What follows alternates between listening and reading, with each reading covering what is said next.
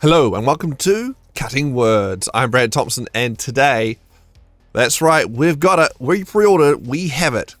Dragonlance, Shadow of the Dragon Queen, the latest adventure for Dungeons & Dragons set in the world of Kryn, an old setting restored to 5e, a Dragonlance setting, aptly named I guess, Dragonlance, Shadow of the Dragon Queen. Anyway, it is World at War, etc, and we're going to take a look at the new player options present in this book, this adventure. So we have the new subclass for the sorcerer. We've got a new race, the kender. We've got a bunch of new feats and backgrounds. So we're going to and some new gear as well. There's a whole gear section which will have in magic items and whatnot. So we're going to take a look at those today in this new adventure. Very exciting. All right, let's get this up. Alright, we've got chapter 1 up here on D&D Beyond for the character options, all the new options there for players in the new Dragonlance book here. So we'll scroll down to find them. Just covering how existing stuff relates to the world of Kryn. We'll get to the new stuff. I have access to it because I pre-ordered the deluxe edition. So I'm expecting a limited edition book, DM screen, and the tie-in board game where apparently you can bring characters over from the campaign adventure to act out wars and whatnot. There's a lot of wars and battles in this adventure apparently. I've yet to read it. That's coming up next. Likely to be my day tomorrow, I suspect. And what we'll find is, so it'll be interesting to see when the board game arrives. Unfortunately, we're in New Zealand, and also I guess the pre-order isn't shipped yet, but I'll look forward to trying it out when it does arrive. Okay, so let's get on down to race options. We're all familiar how humans and dwarves and whatnot work. Okay, so the kender is the new race option presented in this book, the only race option. So the kender, they have the new ability score system of their make them what you want them to be a 2 and a 1 or 3 1s. Languages, you get common and one other of your choice, and it's all just pretty standard. The lifespan, height and weight, choose something appropriate, that sort of thing. Alright, there's a nice picture of some kender here. Okay, they're kind of like halflings, but different somehow. Alright. So, kender race, you're a humanoid, you are small. Walking speed is 30 feet. That's another new thing for small races. They all across the board has 30 feet now. Fearless. Get out of here. Prompts. You have advantage on saving throws. You make to avoid or end a frightened condition on yourself. When you fail a saving throw to avoid or end a frightened condition on yourself, you can choose to succeed instead. Once you succeed on a saving throw in this way, you can't do so again until you finish a long rest. That's pretty cool. It's like a bump from like halfling thing of being advantage against frightened. You can also choose to no, actually I succeed. Like a mini legendary resist. That's always fun. So that's cool. Fearless. Kender aptitude. Thanks to the mystical origin of your people, you gain proficiency with one of the following skills of your choice: insight, investigation, sleight of hand, stealth, or survival. Okay, well, there's a nice skill section there. Like insight's always nice, investigation's always nice, stealth's always nice, sleight of hand situationally very nice, same with survival. There's some good options there. Could never complain about getting free skill. Cool. And finally, they also get taunt. You have an extraordinary ability to fluster creatures. As a bonus action, you can unleash a string of provoking words at a creature within 60 feet of yourself. They can hear and understand you. The target must succeed on a wisdom saving throw, or it has disadvantage on attack rolls against targets other than you until the start of your next turn. The DC equals 8 plus your proficiency bonus plus intelligence, your wisdom or charisma modifier. Choose when you select this race. So it's flexible based off which kind of spellcasting ability modifier you want to use. You can use this bonus action a number of times equal to proficiency bonus, and regain up to being uses when you finish a long rest. That taunt is very bard-like, isn't it? A kender list natural bards with the ability to taunt and provoke people. Really annoy them. If you want to punch that guy, he's said an annoying insult at me. It's quite interesting. See quite a few fun applications with that. There's a 60-foot range, so you know you can be a squishy bard or caster at the back and still hurl these out, and they're unlikely to be close to get to you, and so they're going to take disadvantage with their friends. So I can see it being a remote, basically give disadvantage to attacks effectively to help your friends at the front line. But if you want to be, I guess, a very frontline kender, a fighter or something, barbarian kender, go. You could also have options there for helping tank by encouraging enemies to attack you. That's the other way to go about it, I guess. Very cool. Nice to have options, and a bonus action option for, especially for say paladins and like classes don't normally get a very good bonus action. It's quite nice to get the option to do that. So yeah, it's always nice. So pretty solid. Pretty happy with that, kender. Yeah, you get special custom power. You got legendary resist for fear. You got a skill. No dark vision. That's a shame. But I guess we do have a lot of races with dark vision, so nice seeing the odd race that doesn't. Yeah, overall pretty solid race. I see a lot of fun to be had with them. Yeah, so I don't believe the kender changed much from their final latest version that came out in the Arnest Arcana. They originally had a whole bunch of, and the very first version of them, which they got rid of, was the kender could pull a bunch of random, at a random item table. They can, I think, bonus action pull out random trinkets or something, various other things. Very strange, but they got away with that. So yeah, very nice. Okay, so we've got some bunch of organizations to do with the Order Kryn. So nice right up on them. Very nice banners. I like this artwork here. The kind of logos of the knightly orders. Very nice. They've got the Mages High Sorcery. But what we're going to look at right now is the more backgrounds and feats that tie into those organizations. Okay. So in this playing a Dragonlance campaign, you gain bonus feat. So either you get a background that's coming up that will give you a free feat, or if you don't pick a background that gives you a feat, you can get skilled or tough for free. So you'll get a free feat. I have it on, I think I saw an interview about from the designers of the book. Apparently, because you get free bonus feat, well, not only at level 1, but also at level 4, they made the adventure a bit harder. So it'll be interesting to see once I get to reading the adventure, whether that lives up to that hype. That actually made adventure hard.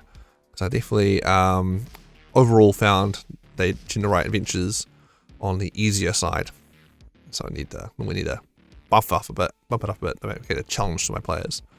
Because they need a kind of cookie cutter, make sure adventures kind of work for most player groups, and you know, so they err on the side of easy. I found for the most part. I mean, weirdly they have some encounters, just outlier encounters that are just crazy hard, especially at low level for some reason. Level 1 bandit captain fight, sure, I guess, but but normally for the most part tends to err on the easier. You know, because they don't know if you have an all rogue party or something weird like that, the adventure still needs to function. Help weird unbalanced groups. Anyway, so that's the first level feats and the 4th level bonus feats. So you get to choose. So you can go back and choose a first level one before, or you can get one of these adept or the black, red, or white robes feats. Divinely favored, Knight of the Crown, Rose, or Sword, or the alert feat from the Player's Handbook. Sword feat alert. It's one of those feats I always want to take, but I never have room for. So it's nice to have as a freebie option there. Mobile, another right one. Sentinel, very good one, and Warcast, another very good one there. So nice free feats. I think they'll keep the spellcaster and the tank very happy there. Okay, something for everyone. Alright, so you're getting both feat at 4th level, regardless of your background. Even if you have a Knight or Salamia or Major High Sorcery background, you must meet all prerequisites at the feat you choose has any. So a lot of these feats have prerequisites. The most common one being prerequisite Dragonlance campaign. So they've added pretty much, yeah, for all feats and backgrounds in this book. The prerequisites they have, have to be in a Dragonlance campaign, so you can't by default just assume you can take it over and put it in a different setting without talking to your DM first. Obviously they can overrule that, but as written it's Dragonlance campaign, which I can see why they did it. They keep balancing, because obviously if they include a lot of very powerful feats, backgrounds that give feats and things like that, you can't just suddenly have players take that into their other games, because it makes the other backgrounds unbalanced. So I need to kind of check with the DM there about that. Yeah, it's an interesting way of balancing things, though it does mean you get less options you can easily port over into the other games. So, bit of a trade-off. Shame I didn't think about that when they introduced some things in Strixhaven. Looking at you, Silvery Barbs. But anyway, man, there's a lot of good things in this Strixhaven book. Well, good player options. Yeah, Knight of Salamia. So yes, you're trying to be a knight. You get athletics and survival. 2 languages of your choice. Extend your rank, a deck of cards, a set of common clothes, and a pouch containing 10 GP. And you get the Squire of Salamia feat. That's your background feature there. Also, you get some free lodging from the knights. Sure. And recommendations of basically being a fighter or a paladin. Yeah. That's the background. Or you can be mage of high sorcery. So you get background, so Arcana or history, 2 languages, a bottle of coloured ink pen, a set of common clothes, and a pouch containing 10 GP. Yeah, same amount of money. Nice. There's the knights there. Feature innate initiate of high sorcery. You gain initiate of high sorcery feat. Sure. Also get free lodging. Yay. Building a mage. Has it ever come up? Like these free lodging background features, does that ever come up? Leave in the comments below. I don't recall a time where it's like, oh, there's a background feature, so can I get free lodging? And also, just for you, isn't it? It's the rest of your venturing party. Tough luck? I don't know. Oh, well, anyway. Let's see. I recommend being a magey character, obviously. Okay. Let's move on down. So let's look at the feats. Because the backgrounds are basically pretty standard. Just you gain a feat. So let's look at these feats.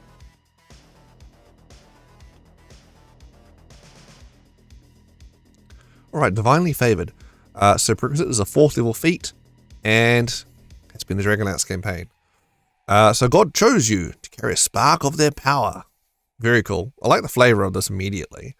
Shame it's locked way behind the Dragonlance campaign, but I can talk to your DM. You learn 1 cantrip of your choice from the cleric spell list, and 1 first level spell based on the alignment of your character, as specified in the alignment spells table below. You also learn the augury spell. So augury spell, that's quite a nice, a little info gathering spell. Just bother your god. Hey, is this a good idea? Spell. And based on your alignment, you get either evil, get warlock spell, good, get a cleric spell, or neutral, get a druid spell. So, what? Armor Agathis, Bless, or Entangle? Good berries? Yeah. There you go. You can cast a chosen first level spell and the augury spell without a spell slot. You must finish a long rest before you can cast either of these spells in this way again. You can also cast these spells using spell slots you have at the appropriate level. Your spellcasting ability for these feats, spells is Intelligence, Wisdom, or Charisma. Choose when you select this feat. In addition, you can use a holy symbol as a spellcasting focus for any spell you cast that uses a spellcasting ability you choose when you select this feat. That's quite cool because I feel like you can, so that means you can have your holy symbol on a shield, and that's what way you can cast spells while holding a shield quite easily. So it's actually quite a stealth, quite a good get there. Because it can be awkward sometimes as a spellcaster who's also doing want to be fighting as well, juggling enough things in your hands. I need my spell focus, I need to have a shield, I need to hold a weapon, and I'm out of hands. But that has a way of getting around that, which is sneaky good. Not just a ribbon feature, it's actually quite good. You stick on your shield. Though, yeah. Overall, I feel like they definitely designed it, I feel, to, this is the extra feat you gain level 4 for this campaign, so I feel like it doesn't quite stack up to other feats and stat bumps, so it might be more of a, so I feel like if you're not playing Dragonlance campaign, maybe this could be a good one, a good template to look at. If someone does get divinely favored in your campaign, you could just reward them as this feat as a extra, and it wouldn't be too game breaking. Just there's a few extra features there. There's definitely some nice stuff there. Anyway, it's divinely favored. Very good. Initiate High Sorcery. So this is the one you get for free with the background. Or you can take it outside the background if you want. So prerequisite, Dragonlance campaign, Sorcerer or Wizard class, or Mage of High Sorcery background.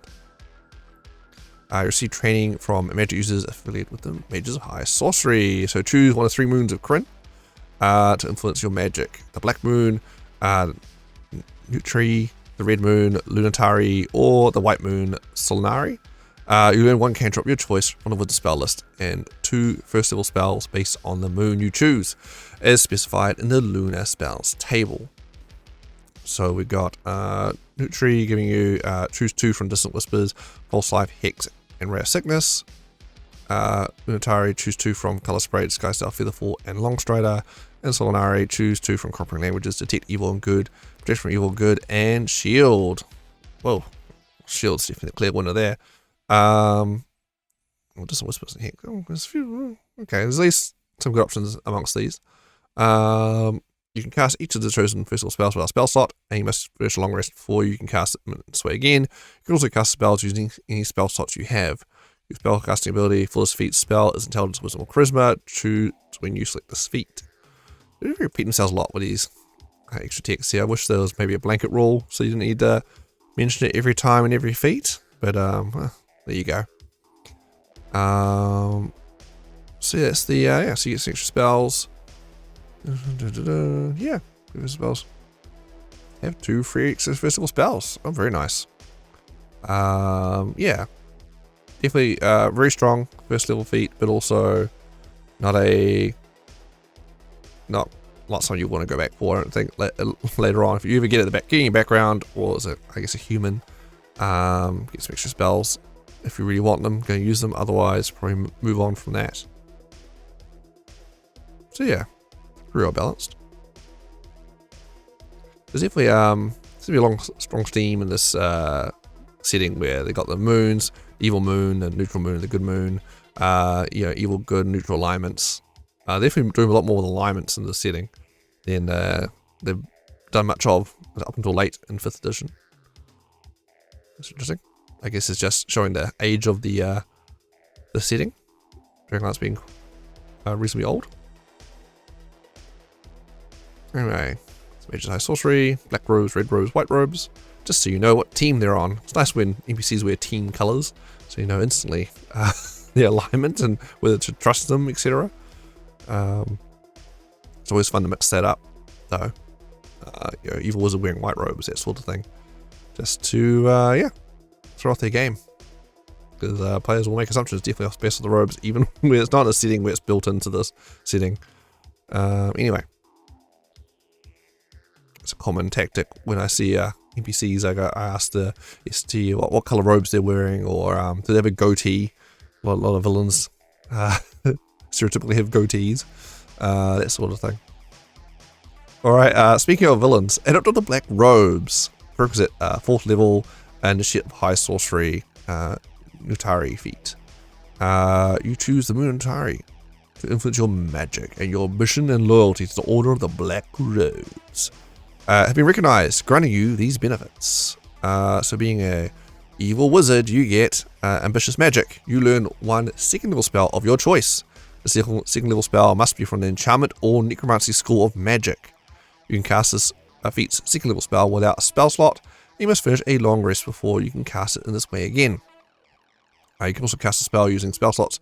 You have the appropriate level. Spellcasting ability is the one chosen when you gain the Initiate High Sorcery feat. So that is Enchantment or Necromancy School Magic from any spell list. So it can be a Cleric spell or Wizard spell, whatever.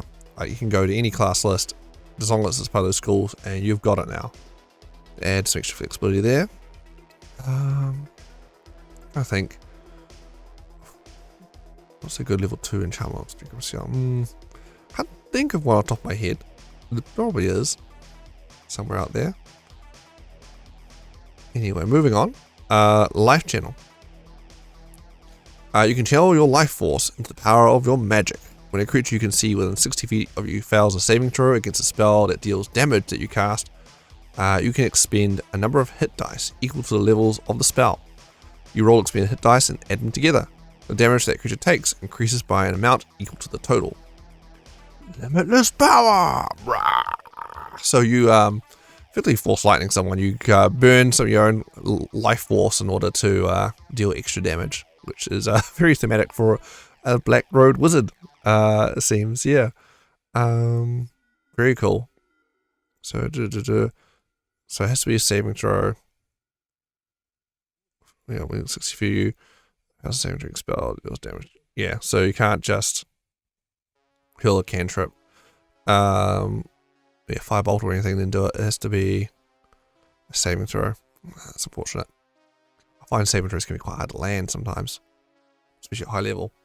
But quite very thematic, very cute ability there. Alright, and the red robes. Prerequisite 4th level Initiate of High Sorcery Lunatari feat. You choose the moon Lunatari to influence your magic, and your dedication to maintaining the balance between all things has been recognized by the Order of the Red Robes, granting you these benefits. Insightful magic. You learn one second level spell of your choice. Second level spell must be from the Illusion or Transmutation School of Magic. You can cast a feat's second level spell without a spell slot, and you must finish a long rest before you can cast it this way again. You can also cast a spell using spell slots at an appropriate level. Blah blah blah blah blah. Yeah. Regular spiel. That again can be Illusion or Transmutation spell from any class list. So there can be some interesting options there to get spells you normally have access to. Magical balance. When you make an attack roll or an ability check and roll 9 or lower on the d20, you can balance fate and treat the roll as a 10. You can balance fate this way a number of times equal to your proficiency bonus, and you regain all expended uses when you finish a long rest. So attack roll or ability check. Oh, that's very cute. Like a rogue or clockwork soul sorcerer type thing. Yeah, okay. Very, very cute. Then add it to the white robes. You choose the Moon of Solari. Again, prerequisite 4th level Initiate High Sorcery Solari feat. Yeah. Moon of Solari to influence your magic, and you owe oath to use magic to make the world a better place. Has been recognized by the Order of the White Robes, granting you these benefits. Protective magic. You learn one second level spell of your choice. Second level spell must be from the Abjuration or Divination School Magic. You can cast this feat's second level spell without a spell slot and must finish a long rest before you can cast it in this way again. You can also cast a spell using spell slots you have on the appropriate level. Spellcasting ability is the one chosen when you gain the Initiate High Sorcery feat. So again, any Abjuration or Divination magic from any class list. Protective ward. When you or creature you can see within 30 feet of you takes damage, you can use reaction to expend a spell slot and weave protective magic around a target. Roll number d6 is equal to level of the spell slot expended and reduce the damage target takes by a total rolled of those dice plus your spellcast ability modifier. Protective ward is like a Abjuration wizard or clockwork soul sorcerer again. The 6th level ability kind of. Protective magic. And you could potentially get maybe Warding Bond. That's a second level Abjuration spell. That's alright. The cleric list. Help your tank out. Maybe. Okay. Yeah, that's interesting. Yeah, all about protection. Makes sense. Erudite robes. Okay, so those are the wizards done. Ages. Sorcery. Next we got the knights. So we've got the Squire Salaria, the entry level feat here. So prerequisite Dragonlance campaign, fighter or paladin class, or a Knight of Salaria background. Your training in the ways of the Knights of Salaria grants you these benefits. Mount up. Mounting or dismounting costs you only 5 feet of movement. Precise strike. Once per turn, when you make a weapon attack, roll against a creature, you can cause the attack to roll. Cause the attack roll to have advantage. Yeah, so you can give yourself advantage. Okay. Attack hits. You roll a d8. And add the number rolled as a bonus to the attack's damage roll. Use the benefit number times equal to proficiency bonus, but use is expended only if the attack hits. You regain all expended uses when you finish a long rest. Man. Forget being a knight, be a rogue. I like to have advantage actually. Just cause. And get my sneak attack. Off we go. That's pretty good. Once per turn, yeah, make a whip attack. Yeah, give yourself advantage. Creature, you can cause attack to roll advantage. That's do extra d8. Okay. Yeah. Sure. That's not bad. First of all, feat. Good luck keeping the mount alive, but I guess getting on off and on the mount is easier. Sure.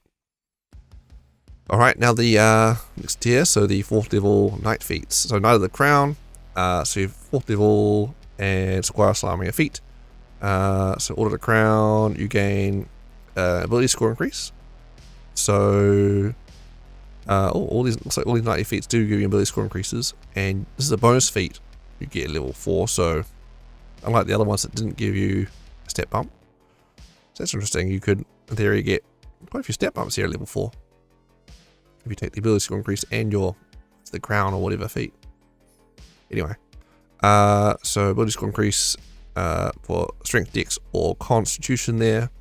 Commanding rally is a bonus action. You can command one ally within 30 feet of yourself to attack. If their ally can see or hear you, they can immediately make one weapon attack as a reaction. As the attack hits, the ally can roll d8 and add the number rolled as a bonus to the attack's damage roll. You can use this bonus action a number of times equal to your proficiency bonus and regain experience uses when you finish a long rest. Oh, so you're like a battle master commanding your rogue to attack. Man, actually, man, all rogue party is not bad. All rogue knights party. It makes sense. They all got precision strike and getting each other to sneak attack outside your turn, or commanding each other. That sounds hilarious. Yeah. Very cool. Knight of the Rose. Let's see here. So they get increase your constitutional wisdom or charisma score by 1. Bolstering rally is a bonus action. You can encourage one creature you can see within 30 feet of yourself. Use yourself as a target. You can see or hear you. The target gains temporary hit points equal to 1d8 plus your proficiency bonus plus the ability modifier. The ability score increased by this feat.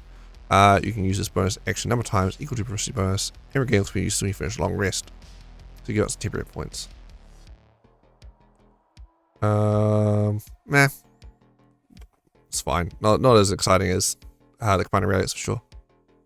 Temporary hits are nice, but yeah, there's normally enough of those floating around the game already that and they don't stack. So, Knight of the Sword. See, increase intelligence, wisdom, or charisma score by 1, and demoralizing strike. Once per turn, when you hit a creature with a weapon attack, you can attempt to frighten that target. The target must make a wisdom saving throw. On a failed save, the target is frightened of you until you end your turn. On a successful save, the target is disadvantaged on next attack roll and makes for the end of your next turn. You can use this benefit a number of times equal to proficiency bonus and regain what's been used when you finish a long rest. Okay. So if they fail, they're frightened. If they succeed, you still get a disadvantage on one attack. So you get something no matter what, which is nice. That's interesting. It's quite cute that does that. But overall, frightened. Giving out frightened conditions not normally that great. I found. Well, at least your level's good later on when every bloody monster is immune to frightened. Less great, but you know, at least it does something if they succeed. I can see at high level hilariously. You want them to succeed in the saving throw because you want them to disadvantage because they're immune to frightened, which seems like a weird thing. I really hope they succeed in the saving throw. What? Because you're immune to frightened, so the frightened effect wouldn't work. You want to fail because you're immune, but if you succeed, you get disadvantage on attack. That's pretty funny. Hilarious. So this is 3 Unite feats. I think overall the Commander Rally, I think it's a clear winner there. United the Crown. Anyway. Sorcerer subclass. Here we go. Oh, I love sorcerers. Looking forward to seeing what they've done with this.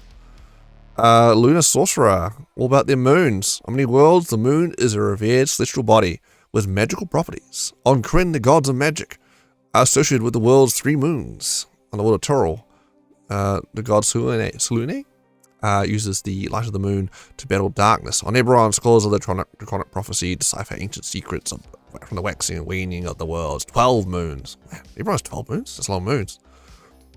Anyway, you or someone from your lineage has been exposed to the concentrated magic of the moon, or moons, of your world, imbuing you with the lunar magic. Some call it Matt Mercer and let him know about this for his, he's currently doing moon stuff, Critical Role. Anyway, perhaps your ancestor was involved in a druidic ritual involving an eclipse, or maybe a mystical fragment of a moon crashed near you. However you came to have your magic, your concentration to the moon is obvious.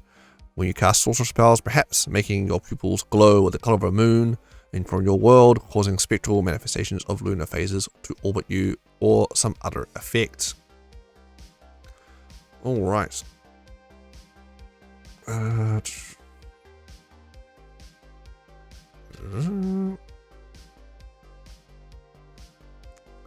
Yeah. So this little extra flavor rider here, where different moon effects pop up and happen when you cast spells, is actually can be quite penalty for if you want to take subtle spell meta magic option. You want to stealthy cast spells, because I believe this stuff still happens, so it still can be obvious that you're doing something at least. If you're not casting a spell, just why are your eyes suddenly glowing, or that thing. So something to keep in mind. Anyway, Lunar Embodiment. First level, Lunar Sorcery feature. You learn additional spells when you reach certain levels in this class, as shown in the Lunar spells table. Each of these spells counts as a sorcerer spell for you, but doesn't count against the number of sorcerer spells you know. Oh boy, and you get 3 spells per spell level. It's amazing. So the full moon spell list at first level, you get Shield, New Moon, Ray of Sickness, Crescent Moon, Color Spray. Then going down, 3rd level, you get third level, 2nd level spells, Lesser Restoration, Blindness, Deafness, Alter Self. 5th level, Dispel Magic, Vampiric Touch, Phantom Steed. 7th level, Death Ward, Confusion, Hallucinatory Terrain. 9th level, Rarity's Telepathic Bond, Hold Monster, and Mislead. Definitely some nice spells amongst that, and some sorcerers don't normally get access to, so it's very cool. But just having the sorcerer's spell list is normally pretty limited, how many spells they can actually know, and at times just having that increased by a whopping 3 per level is pretty amazing, and it really gives some breathing room for the sorcerer to maybe try a few extra spells they wouldn't normally take, or do a few extra things, because otherwise they're pretty lean with their spell selection normally, which is one of the probably the biggest downside to a sorcerer. So getting around that quite a bit, quite substantially actually, is 3 is a huge boon. It's one of the reasons I quite like the Aberrant Mind and the Clockwork Soul Sorcerer, because they get 2 per level, which is great. Because I played through a whole campaign as a wild sorcerer, and I basically found not having extra spells very, very restrictive. You don't really want it when you take a spell. So it's very nice. It's huge, in fact. But wait, there's more. When you finish a long rest, you can choose what lunar phase manifests its power through your magic. Full moon, new moon, or crescent moon. While in the chosen phase, you can cast 1 first level spell of the associated phase in the Lunar spells table once without spending a spell slot. Once you cast a spell in this way, you can't do so again until you finish long rest. So you get 1 free casting a first level spell. Okay. So probably shield then. Probably full moon shield, because that comes up all the time. Radio Sickness, Color Spray, less so. Yeah. So you get 3, so you just know the spells, boom, and you get 1 free cast based on your phase. Okay. For the first level anyway. But wait, that's not all you get first level, you also get Moonfire. You can call down the radiant light of the moon on command. You learn a Sacred Flame spell, which doesn't count against the number of sorcerer cantrips you know. When you cast a spell, you can target 1 creature as normal, or target 2 creatures within range that are within 5 feet of each other. So they happen to be standing right next to each other. Sometimes it happens, not all the time, but when it does, oh boy. And that's just at D8 radiant damage, so dex save. The classic cleric cantrip, and it scales up going by D8 level 5, and then 11 and 17th. Yeah, Sacred Flame. Okay. It's not bad, bunch of stuff at first level. Then at 6th level, the current phase of your lunar embodiment can affect your meta magic feature. Each lunar embodiment phase is associated with certain schools of magic as shown here. Full moon, abjuration and divination spells, new moon, enchantment and necromancy spells, and crescent moon, illusion and transmutation spells. Whenever you use meta magic on a spell of a school of magic associated with your current lunar embodiment phase, you can reduce the sorcery points spent by 1, minimum 0. You can reduce the sorcery points spent for meta magic a number of times equal to your proficiency bonus, and regain experience uses when you finish a long rest. So, it's basically net some extra sorcery points, which is pretty good. At 6th level, you're normally pretty lean on those sorcery points, having effectively a discount on certain spells. Basically just, hey, you have some extra sorcery points. It's a long-winded way of saying, yeah, have some extra sorcery points. I'll note with this ability as well, with these the full moon schools, new moon schools, and crescent moon schools, I haven't got authority that the physical book version of the book that some reviewers have already is a misprint, or they've rewritten it already, where they've got the different schools here of spells. I believe it's Duration is fine. I think it's Evocation and Necromancy for New Moon, and then Divination again, and Transmutation on the Crescent Moon. But they've updated on D&D Beyond to be this, so I assume this is the correct one here, and the printing is just already out of the gate. It's got mistakes on it. What are you gonna do? Yeah, not sure how that got through the checks, but there you go. Yeah, so that's a very long-winded way of saying have some more sorcery points.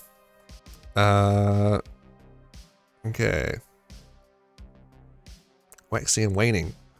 So another 6th level feature. There's a lot of text for 6th level. Like, man. Oof, look at all that. Get 6th level, we get all this. Not as well streamlined. Feels a little mishmashy. But sure. You gain greater control over the phases of your lunar magic. As a bonus action, you can spend 1 sorcery point to change your current lunar embodiment phase to a different one.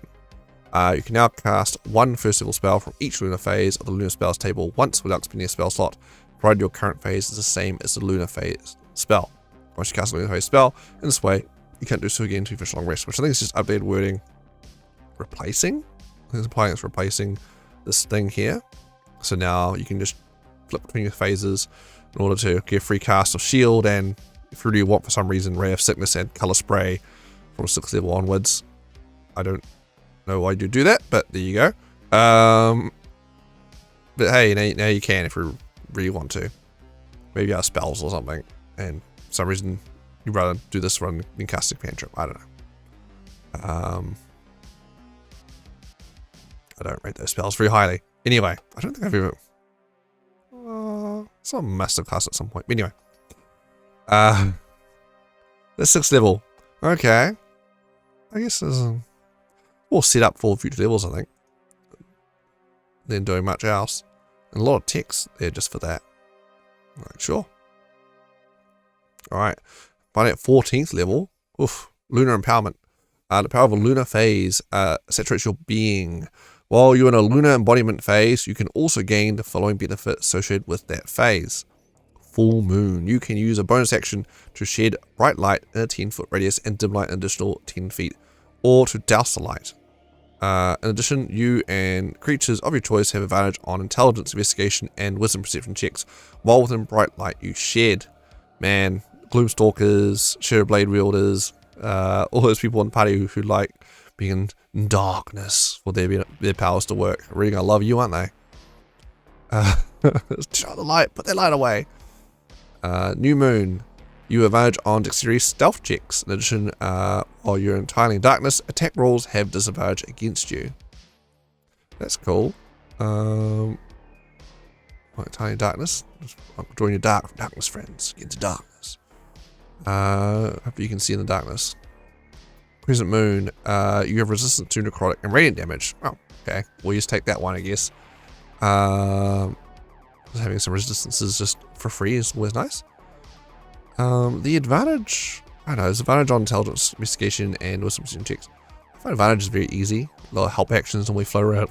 Excuse me. A lot of help actions when we float around. And so I find advantage can be quite easy to gain anyway. So having abilities gives you a flat advantage all the time. Yeah, I mean, normally people work to get advantage anyway. Advantage is very easy to get. So, not terribly exciting, but hey, I'll take some free resistances, I suppose. Now, Lunar Phenomenon, 18th level feature here.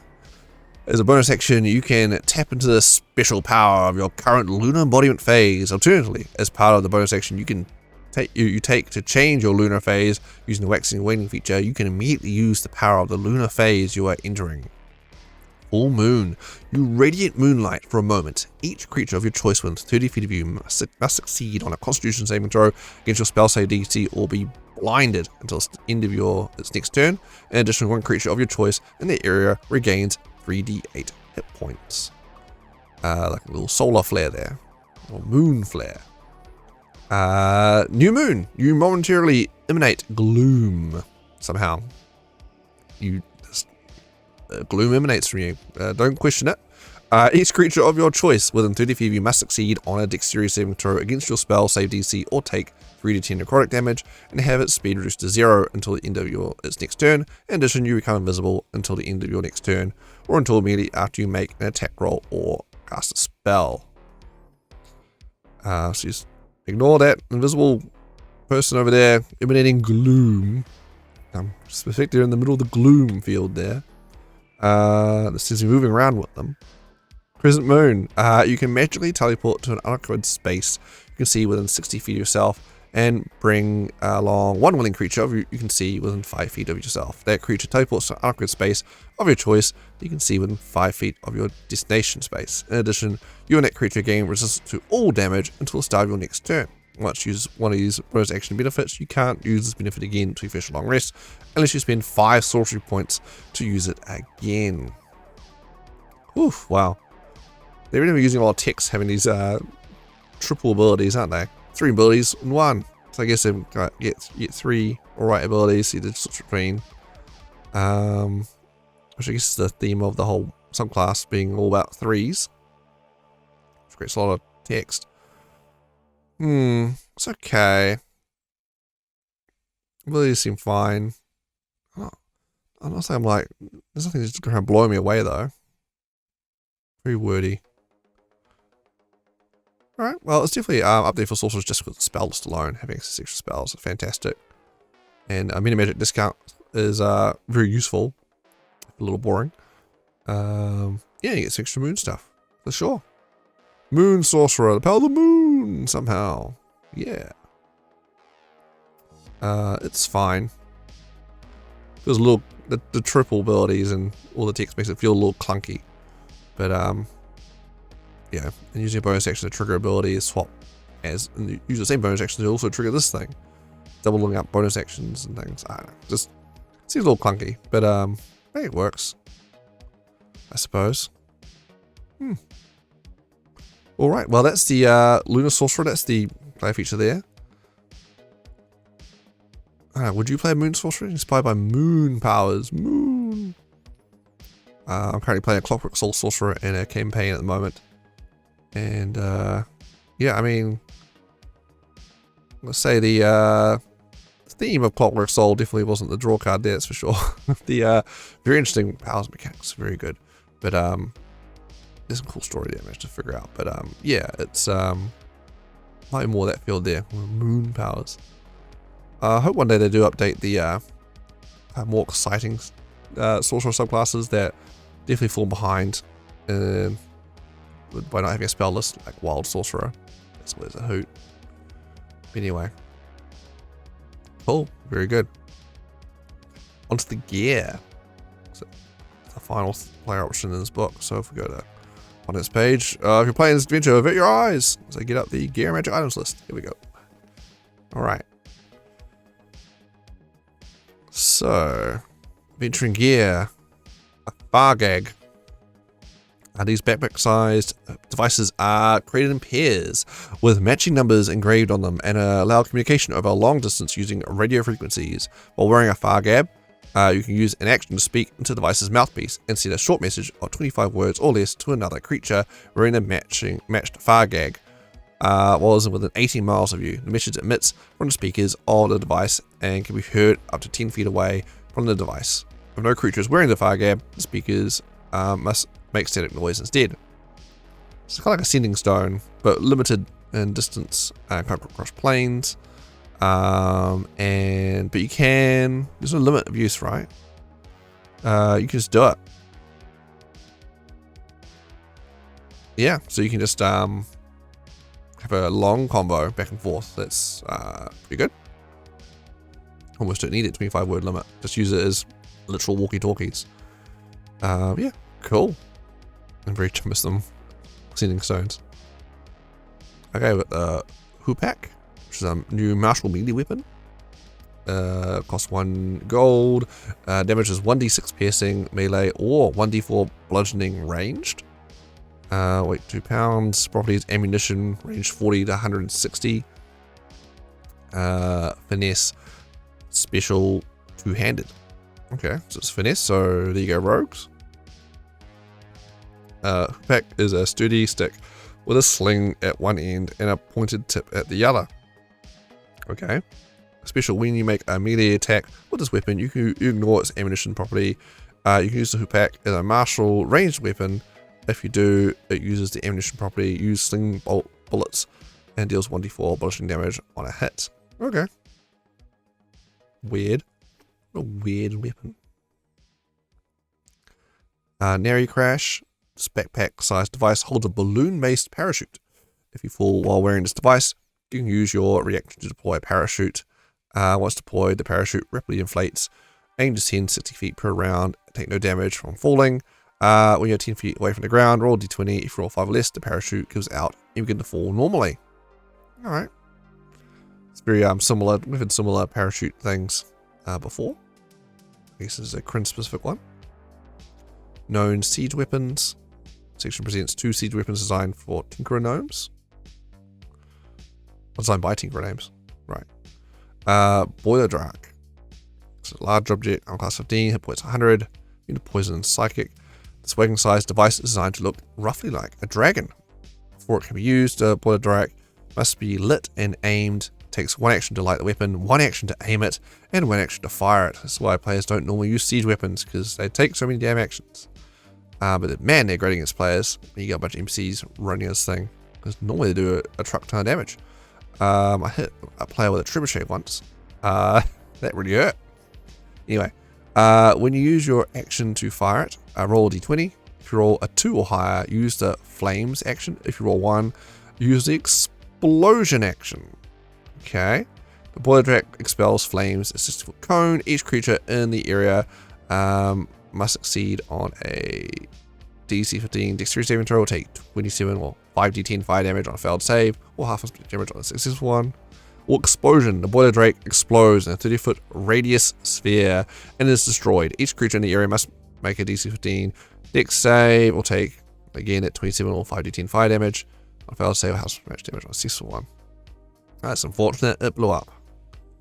Oh well. Gnome Flinger. What? Large object, armor class 15, hit points 100, immune to poison and psychic damage. Makes sense. The Gnome Flinger is a catapult designed to hurl creatures instead of projectiles in a high arc. But why? To what end? The Gnome Flinger was designed in conjunction with the Neri Crash. The balloon backpacks. That's making more sense now. To hasten transportation. The device can hold one medium or small creature before it can be used. The Gnome Flinger must be loaded and aimed. It takes one action to load the Gnome Flinger, one action to aim it, and one action to fire it. While taking an action to aim Gnome Flinger, you set the maximum horizontal distance of the fling personnel action to 60 feet, 150 feet, or 300 feet. Fling personnel. A Gnome Flinger catapults a medium or smaller creature at least 60 feet away horizontally with a maximum horizontal distance of 60 feet, 150 feet, or 300 feet, depending on the option chosen for when the catapult was aimed. During this trajectory, the creature always reaches a height of 60 feet vertically. A creature that collides with another creature or an object during the trajectory takes 3 or 1d6 bludgeoning damage for every 10 feet away from the Gnome Flinger it is. Right, so basically falling damage.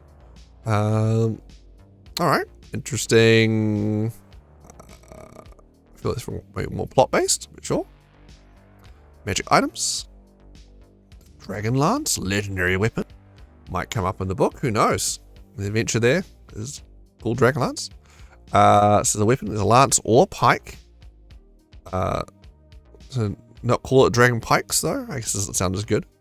A dragon pike. So lance is a D12 weapon that basically you have disadvantage to attack if you're not mounted. All the pikes are D10 pointy stick that you can use on the ground. So Dragonlance is a renowned weapon forged from rare metal with the aid of powerful artifacts. On Kryn, its creation is associated with the god Paladin, aka Bahamut, and legendary heroes who fought against the evil of the Dragon Queen, Tiamat, or whatever she's called in the setting. Different lances are forged for use by foot soldiers as pikes, and by raiders as lances, but the magical properties of the weapons are the same. You gain a +3 bonus to attack rolls, damage rolls made with this magic weapon, and that is why it's legendary, folks. +3 bonus, attack rolls and damage is really, really good. When you hit a dragon with this weapon, the dragon takes an extra 3d6 force damage. Sure, it's like a Dragon Slayer. Why not? Any dragon of your choice that you can see within 30 feet of you can immediately use its reaction to make a melee attack. Alright, so if you happen to go to a fight with an allied dragon with you as well, I feel like this lance may be overkill if you got a dragon friend fighting this dragon too, but sure. Pretty cool. I definitely see the lance aspect being quite good if you're mounted on a dragon. Take effect of the advantage of the reaction attack. Alright. Flying Citadel Helm. This is a very rare, wondrous item. Requires attunement by a spellcaster. Oh yeah, Dragonlance Force Recruitment. Checking that. Yes, recruitment by a spellcaster. The function of this ornate chair. It's very similar to a Spelljammer helm, I think, but for a flying castle instead. The function of this ornate chair is to propel and maneuver a flying citadel on which it has been installed. The chair has AC 15, 18 hit points, and immune to poison psychic damage. It is destroyed if it reduces 0 hit points. Man, it's a very fragile chair then. Geez, 18 hit points. The sensation of being attuned to a flying citadel helm is akin to the pins and needles effect one experiences after one's arm or leg falls asleep, but not as intense. While attuned to a flying citadel helm and sitting in it, you gain the following abilities for as long as you maintain concentration, as if concentrating on a spell. You can use the flying citadel helm to move the citadel through the air up to 80 feet per round, or up to 8 miles per hour.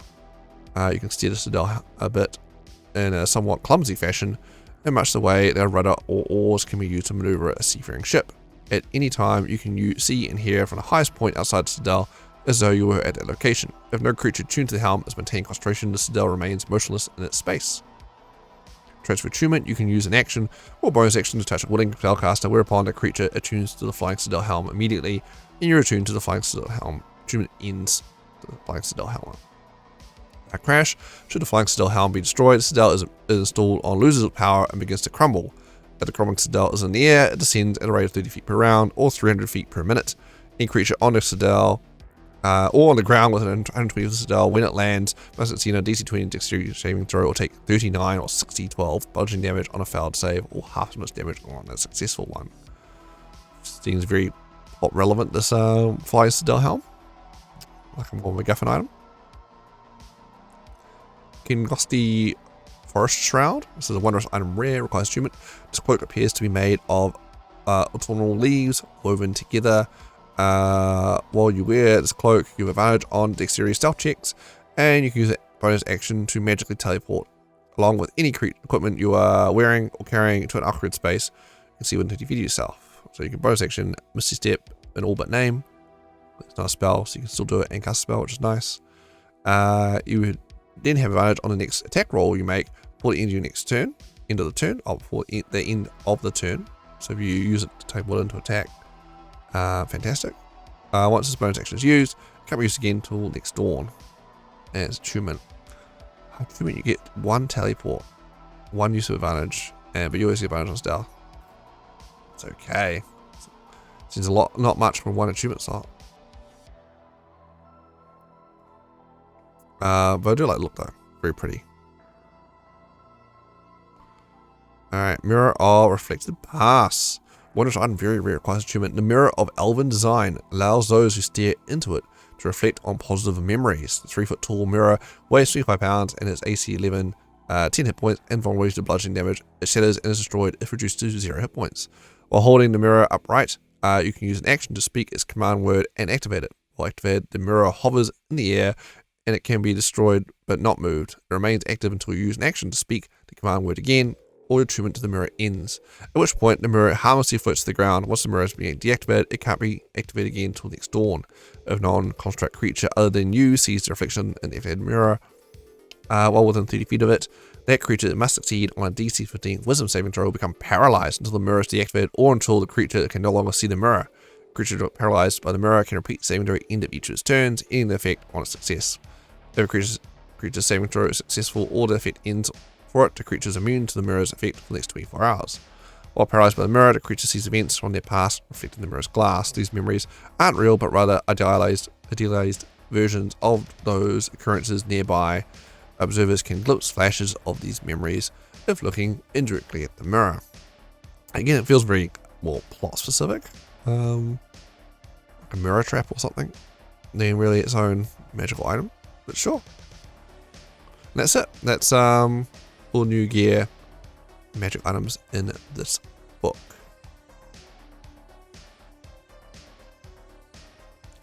Alright. So yeah, what do you think? That's Dragonlance, Shadow of the Dragon Queen. That's all the player options presented in it. The rest of the book is little snippets of setting, not that much. There is the whole adventure, and there is a section on various new beasties, different monsters stat box and NPC stat box there, and sidekicks as well. There are a bunch of sidekicks in there for, I assume if you've got low play count or something, they fully load that up as well. So those are what's left in the book. So if you're listening to the book just for new player options, not too much there beyond, unless you really want to play the Moon Sorcerer, because everything else is very Dragonlance specific. Or I guess the Kender race too. But may not be worth it if you're just getting it for that. I think it's definitely designed for you going all in on the Dragonlance setting and campaign. You want to run something, you run that adventure. So I think that's what you're on the book for, really. Unless you really want that Moon Sorcerer, then by all means, that's what you're in for. So I'll take a look at the adventures soon enough, and I'll get a little review for that up next. Until next time, I'm Brad Thompson, and this has been Cutting Words. If you like these videos, please hit that subscribe button if you haven't already. Really helps the channel grow, and I'm really hoping to get that sweet 500 number, 500 subscribers by the end of the year, and it's just over a month away. So, yeah, please help me out. Very much appreciate it. All right, catch you around. See ya.